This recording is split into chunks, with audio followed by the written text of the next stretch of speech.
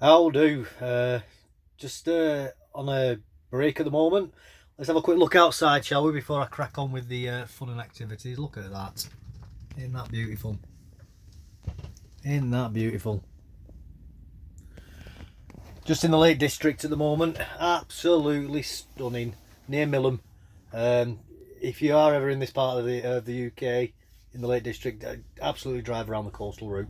Absolutely gorgeous. Highly recommend. But anyway, less of the buttering you all up with nice conversation, and let's get on to the why you're actually here. So Kier Starmer, I'll put the link to the article below. Kier Starmer, when he was what's now called a KC, King's Council, when he was a QC, a barrister, he was a top prosecutor in the country at one point. He represented a hate preacher by the name of Abu Qatada, a man who I believe entered the country illegally in around 1993 and was involved in some pretty abhorrent things, saying things along the lines of any Muslims who leave the faith, them and their families should be killed, and then a year later he's putting fatwas against Jewish people, I think it was. So not a very nice person, and somebody who shouldn't have been in the country. But Kier Starmer, anyway, as then QC, what would now be called a KC, had this job come across his desk to represent him. Now the Tories have brought this up in, I believe, Parliament as a bit of a all at what he's done. I do think it is quite a complicated thing. Now, obviously, Keir Starmer would say, as a legal representative, and I think KCs, I don't think they're allowed to turn down jobs that are put across the desk. They have to accept whatever's given to them unless they have a decent enough reason, such as they're already too busy to take it on. Other than things that may stop them from doing the job like that, they have to take them. I would countermand that argument by saying, yes, you can't refuse the job, but you don't have to try and block the man being actually deported, which is what he did try to do. I understand he would say, well, that's my well, he's not here to defend himself, obviously, but I do believe that he would use words to the effect of, when I have a case come across my desk, I will fight that case to the absolute best of my ability.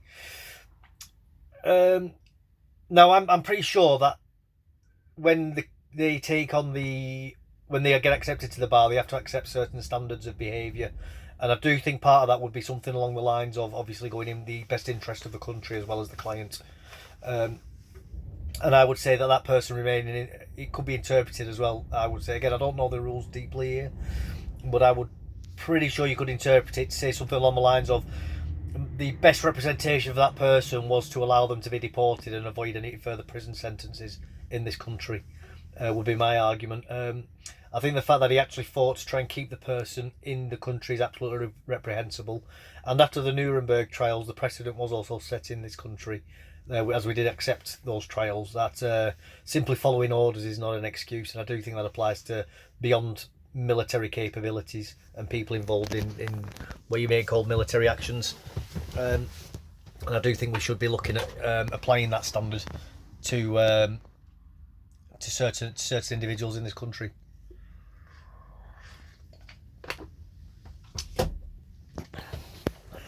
We do seem to have, and the reason why I wanted to bring this story up as well is, as I'll go back to what I was saying, was we do seem to have a problem in the UK where we no longer have what appears to be rule of law, but it now appears to be rule of lawyers, and people profiteering. And not only that, but that's more to do, I would say, with like these people who are representing, say, the boat people and a lot of these NGO charities who are very good at saying the right thing, which are very hard to, because they're speaking very nebulous terms, so they're very difficult to disprove that they're actually not telling the truth.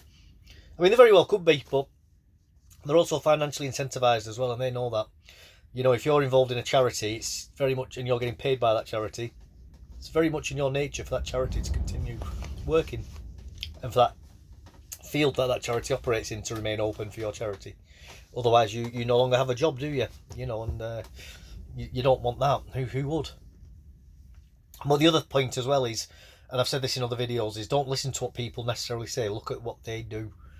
Now, I have to be fair to Kier Starmer as well. In the article, it does say that he was responsible for putting terrorists away, which is fine. You know, I totally support that he did that. And also, but the murderers of Stephen Lawrence, which the spokesperson for Kier Starmer said couldn't miss the opportunity to say the racist murderers. They have to get that part in. They can't help. For those of you who don't know, Stephen Lawrence was a massive case in the UK where a young black man was murdered by people who were racist. He was murdered because he was black. I'm not disputing that, but it has been used as a cudgel to force through a lot of the equality legislation that we now have and live under, and unfortunately the same awareness hasn't been given to, say, the victims of grooming gangs. You know, the young girls who were brutally raped, some murdered, drugged, pimped, trafficked around the country, etc., etc. So we had one individual, unfortunate black young man in London who was brutally murdered, and the whole institutions bent over backwards to weaponise that against the population, and yet we have possibly up to 1 million white Anglo-Saxon working class girls who you could say have equally as bad, if not worse, because of the absolute sheer numbers of them, of treatment, and absolutely nothing about that really. The government keep trying to avoid that topic like somebody with a bad smell. But anyway, that's a topic for another time. But yeah, as I was saying, don't listen to what they say. Look at what they do. And with Kier Starmer putting those terrorists away, that's quite an easy thing for anybody to take on. It's like, yes, this person committed murder. Very, very easy to side with that. We will pull that person away, throw the book at them. Who's going to say no to that? But as I say, when you have somebody who is so obviously preaching hate and trying to undermine the UK and has entered the country illegally, I believe he entered illegally. I'm not 100% certain. Anyway, like I say, I'll put the article below, so please read it for yourself. I do find it quite.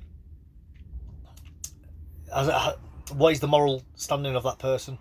And yeah, he might stand on the, well, that was my job, so that's what I have to do.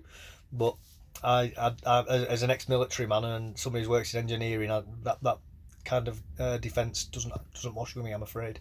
I am biased. You know, I come from a totally different train of thought, and you know, the industries that I've worked in, you have to have principle and integrity and be willing to die on certain hills, so to speak. Literally in the case of the military, and metaphorically with engineering, you know, you have to be able to turn around to people and say, no, I'm not doing that for reasons X, Y, and Z. Whereas lawyers tend to like to play word games and, you know, try and, in my opinion, weasel out of doing things purely for profit. I would even go as far as to say that, again, I don't know the rules fully, but there are rules where you can refuse a job, and I imagine there would be certain ethical lines that you can cross, like say you're a Jewish person, a Jewish barrister. I'm pretty certain you wouldn't have to represent a anti-Semite, as an example.